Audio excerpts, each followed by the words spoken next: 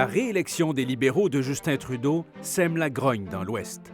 Un mécontentement qui s'est exprimé, entre autres, avec la montée en popularité du mouvement Wexit, qui prône la formation d'un parti politique fédéral qui, à l'image du Bloc québécois, défendrait l'idée de l'indépendance des provinces de l'Ouest.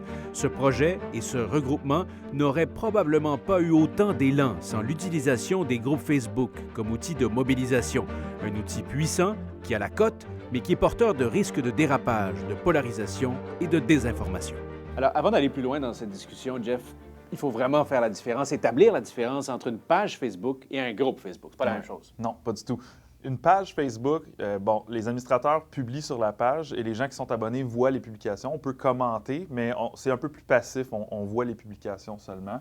Dans un groupe, on peut participer. Donc, dans la plupart des groupes, tout le monde peut aller publier eux-mêmes et avoir accès à tout l'auditoire. Donc, s'il y a 100 000 membres dans le groupe, les 100 000 membres peuvent publier et rejoindre les autres 100 000 membres. Okay. Les groupes peuvent être secrets ou privés. Donc, si on n'est pas membre de ce groupe-là, on ne peut pas aller voir ce qui s'écrit à l'intérieur. Et il y a même des groupes qu'on ne peut même pas savoir qu'ils existent si on n'est pas membre. Mais Jeff, ça n'a pas toujours existé, ça, sur Internet, des espaces un peu plus restreints, fermés, où les gens peuvent discuter entre eux? Oui, on peut trouver toutes sortes de forums qui vont plaire à toutes sortes de communautés. Ça peut être des communautés très, très nichées ou des communautés extrémistes, par exemple, mais c'est dur à trouver. Facebook, tout le monde est là-dessus.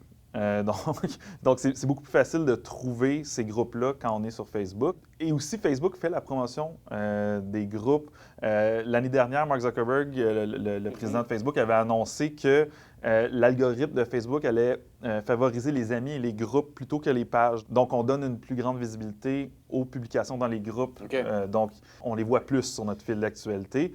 Et aussi, Facebook fait la promotion de groupes parce que quand on est membre d'un groupe, Facebook nous en recommande d'autres. Et donc, j'ai parlé à une chercheure, Renée Duresta, qui est chercheuse à l'Université Stanford, et elle a commencé à s'intéresser à la désinformation dans les groupes parce qu'elle venait d'avoir un enfant, elle s'est abonnée à un groupe pour nouvelle maman, et Facebook lui recommandait des groupes anti-vaccins. Tiens. Donc, on voit que la plateforme nous aide à trouver des groupes. Donc, c'est pour ça, probablement, que les groupes sont devenus de plus en plus populaires. Oui, plus populaires, mais aussi ça s'est développé comme un gros foyer de polarisation. Bien, c'est ça, c'est que les groupes Facebook sont devenus un peu le haut lieu de la mobilisation de toutes sortes sur Facebook parce que c'est facile d'atteindre un auditoire. Facebook a changé son algorithme pour favoriser les groupes et 6 mois plus tard, on a eu l'éclatement du mouvement des Gilets jaunes en France, qui était un mouvement citoyen, mais complètement organisé dans les groupes Facebook. Je pense pas que c'est un hasard, ça. On doit serrer la ceinture, on doit fermer la bouche. Non, je suis désolé. Au lendemain de l'élection, il y a un groupe qui s'appelle Vote Wexit qui a explosé. J'ai jamais vu une communauté exploser aussi rapidement, de 20 000 à plus de 200 000 abonnés en quelques heures seulement. Et ce qui est drôle, c'est que la page Facebook qui a créé le groupe, elle, a seulement une vingtaine de milliers d'abonnés. Donc, on voit que les gens priorisent les groupes plutôt que les pages. Et souvent, les gens qui publient le plus souvent, c'est les gens qui sont les plus motivés, les plus mobilisés, et c'est eux qui dictent le ton un peu du groupe. Donc, tu as les personnes les plus enragées qui prennent le plus d'espace dans le groupe, et là, on a l'impression, quand on est utilisateur, qu'on ne veut pas aller à l'encontre de ce discours-là. Il y a aussi le fait que si on fait partie d'un groupe et tout le monde est d'accord, tout le monde a la même orientation politique, est-ce qu'on va signaler les commentaires qui dépassent un peu les bornes? Ça peut donner lieu à des échanges qui peuvent déraper. Donc, par exemple, au Canada, on a le groupe Yellow Vest Canada, qui se veut un peu le groupe de la mouvance Gilets jaunes du Canada. Succursale canadienne. La succursale canadienne. On a vu toutes sortes de débordements là-dedans, des menaces de mort contre le premier ministre Justin Trudeau, des discours haineux là-dedans. Et ce groupe-là a été montré du doigt beaucoup pour des discours de ce type-là. Les risques de dérapage au sein des groupes Facebook ne se limitent pas aux groupes consacrés à la politique. Maude Tremblay le sait très bien, elle qui a dû quitter un groupe Facebook dédié à la diète cétogène, dégoûtée par ce qui s'y écrivait.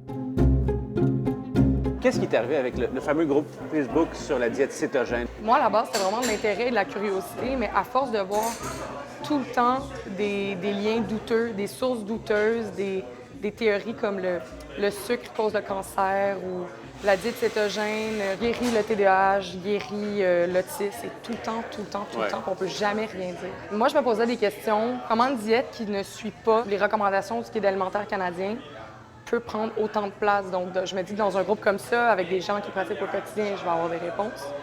Puis, lorsque je posais des questions, des gens qui avaient quand même des réactions très vives, parfois même hostile. Ça peut aller jusqu'aux insultes. Là. Ah ouais. C'est comme si ces gens-là se sentent menacés quand tu viens apporter nuance et que les gens disent commencent à t'insulter. Moi, j'avais pas envie de me défendre contre 2000 personnes. Fait éventuellement, on quitte. Puis je pense que ces gens-là, quand ils voient les nuances qu'on essaie d'apporter, s'ils se sentent attaqués, ils vont se polariser. On garde pas une voix dissidente dans un groupe Facebook qui supporte une idée donnée. Là. J'ai changé de groupe Facebook et je m'attarde de... Je mets mon énergie là où ça compte. Voilà. Le dimanche, quelle belle journée, hein? Tu sais, quand t'es mère, là, le dimanche, c'est juste un lundi de plus. That's it. Bianca Lompré est chroniqueuse, humoriste, auteure et blogueuse. Celle qui s'est aussi fait connaître en tant que mère ordinaire vient de lancer un groupe Facebook baptisé « Qu'est-ce qu'on mange pour souper ». Et en 3 semaines, plus de 50 000 personnes y ont adhéré. Et déjà, Bianca Lompré dit en avoir perdu le contrôle. Un groupe Facebook. Oui! Elle est partie d'où, cette idée-là? L'idée que les gens puissent échanger sur la cuisine, mais de façon un peu plus ordinaire. Je me suis dit, ils vont pouvoir déposer ça là, puis les gens vont pouvoir échanger. Ils vont pouvoir poser des questions. Ça, c'est l'idée de départ. Mais là, qu'est-ce qui est arrivé après? Ça a dégénéré, ça a été rapide. Hein? Moi, j'ai mis ça en ligne. Le premier, même pas 24 heures, il y avait 10 000 personnes sur le groupe. Mais rapidement, les gens se sont mis à partager des recettes et les gens n'étaient pas contents des recettes. Ils n'étaient pas contents de la façon que c'était fait parce que les gens prenaient des photos de leur cuisine, de leur poêle, de leur comptoir. Moi, je pensais pas que ça venait chercher les gens. À ce point-là? À ce point-là. On parle pas de religion, on parle pas de politique. On parle de cuisine. C'est vraiment souvent des manières de faire. Donc, la propreté de ton espace de travail et aussi des aliments qui sont remplacés par d'autres. Par exemple, j'ai remplacé du bacon par de la saucisse. Mais ça se fait pas. Ça fait boule de neige. Et là, neige. ça fait boule de neige. Et toi, de quoi tu te mêles? Regarde bien, moi, j'aimerais pas ça voir chez vous. Tu mérites même pas d'avoir des enfants. Puis là, ça dégénère. Wow!